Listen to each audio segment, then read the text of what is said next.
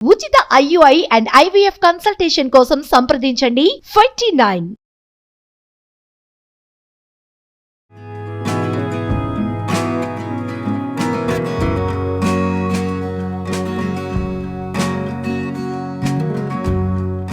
Welcome to Suman TV.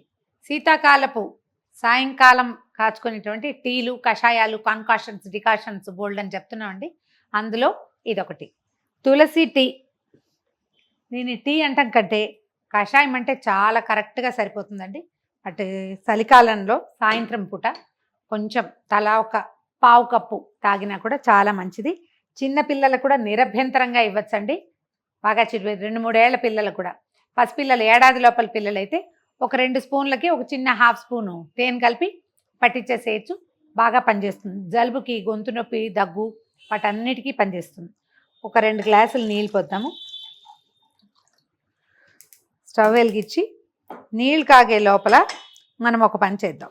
మామూలుగా మనం ఇంట్లో ఒకళ్ళిద్దరమే ఉండి ఓ గ్లాసే పెట్టుకునేటట్టయితే ఒక 10 తులసి దళాలు, ఓ 10 మిరియాలు, ఒక ½ ఇంచి అల్లం ముక్క సరిపోతుంది. నేను 2 గ్లాసులు పెట్టాను కదా, 1 ఇంచి అల్లం. దీన్ని 4 దెబ్బలు కొడదాం. మొదట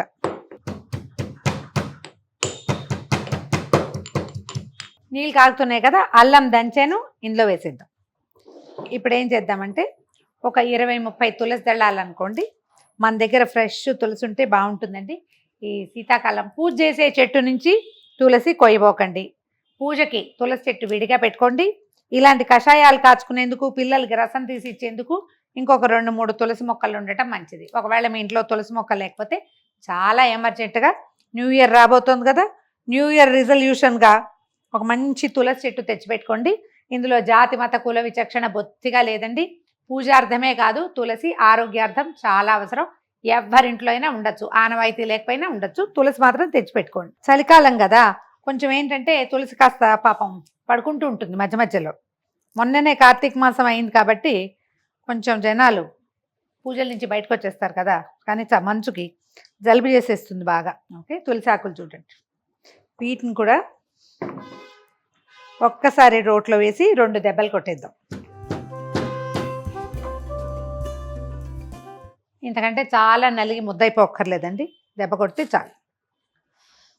ఓ 20 మిరియాలు, వీటిని కూడా కొంచెం దంచేసేయండి. బరక పొడి చాలు, మరి మెత్త పొడి అక్కర్లేదు. ఎవరికైనా మిరియాలు సూట్ కావు, అల్లం సూట్ కావు అంటే కొంచెం మోతాదు తగ్గించుకోండి. ఒక్క 4-5 నిమిషాల పాటు బాగా తెల్లనివ్వండి. నీళ్లు రంగు మారుతాయి, వాసన గాల్లోకి తేలుతూ ఘాటైన వాసన వస్తుంది. చాలు. దీనికి కాంబినేషన్ ఏంటంటే పర్ఫెక్ట్ కాంబినేషన్ బెల్లం అండి, చాలా బాగుంటుంది. ఇంట్లో సరదాగా తాగుతామంటే దీన్ని పల్చగా చేసుకుని, ఇది డికాక్షన్ లాగా ఉంది కదా, 1 కప్పు, ½ కప్పు వేడి నీళ్ళల్లో ఇది కొంచెం పోసుకుని, ఒక నిమ్మ చెక్క, కొంచెం నిమ్మకాయ పిండుకుని బెల్లం వేసుకుని తాగొచ్చు, చాలా బాగుంటుంది. డైరెక్ట్గా తీసుకునేటట్టయితే చిన్న మోతాదులో తీసుకోవాలి, కొద్దిగా, ఇంత ఎక్కువ తీసుకోకూడదు. చిన్న మోతాదులో తీసుకుంటే బాగుంటుంది. లెమన్ జ్యూస్ వేసుకోవచ్చు, 1 డ్రాపు, ఎక్కువ పుల్లగా చేసుకోకూడదు. నిమ్మ వాసన రావాలంతే. బ్రహ్మాండమైన వాసన వస్తుంది. నేను మళ్ళీ ఇంకొకసారి చెప్తున్నానండి, తులసిని దంచకూడదు లాంటి భావాల్లోకి వెళ్ళబోకండి.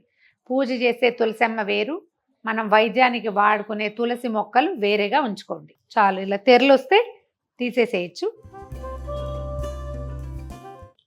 బెల్లం కూడా ఈ వేడి దాంట్లో వేసేస్తే కరిగిపోతుంది. వేసేద్దాము.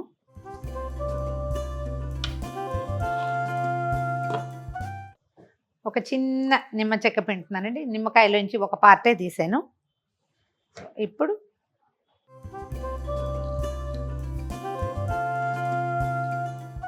కలర్ చాలా క్లియర్గా కనపడుతుంది చూడండి. తులసాకులు, మిరియాల వల్ల ఈ రంగు వస్తుంది. అల్లం వేస్తే చిన్న లేత రంగే వస్తుంది కదా. సాయంకాలాలు ఇది ట్రై చేయండి. ఇప్పుడు నేను ఇంత కప్పు పోసాను, కానీ ఇంత కప్పు ఇవ్వకూడదండి. చిట్టి కప్పులు ఉంటాయి కదా, అంత కప్పు తాగితేనే సరిపోతుంది. మన దగ్గర డిస్ప్లే కోసం పెట్టామంతే. ట్రై చేసి చూడండి. నేనైతే ఇంచుమించు ప్రతిరోజు తీసుకోవడానికే ప్రిఫర్ చేస్తానండి.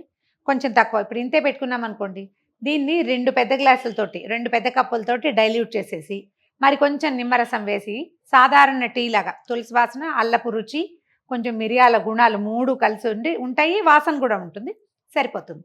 లేదా ఇలాగే మనం కషాయం లాగా కూడా తీసుకోవచ్చు. బ్రహ్మాండంగా ఉంది, ట్రై చేసి చూడండి. ఇలాంటివి మహత్తరమైన ఐడియాలు బోలెడు ఉన్నాయి సుమన్ టీవీలో. ఎన్ని కావాలంటే అన్ని చేస్తాము. తప్పకుండా చూడండి. లైక్ చేయండి, షేర్ చేయండి.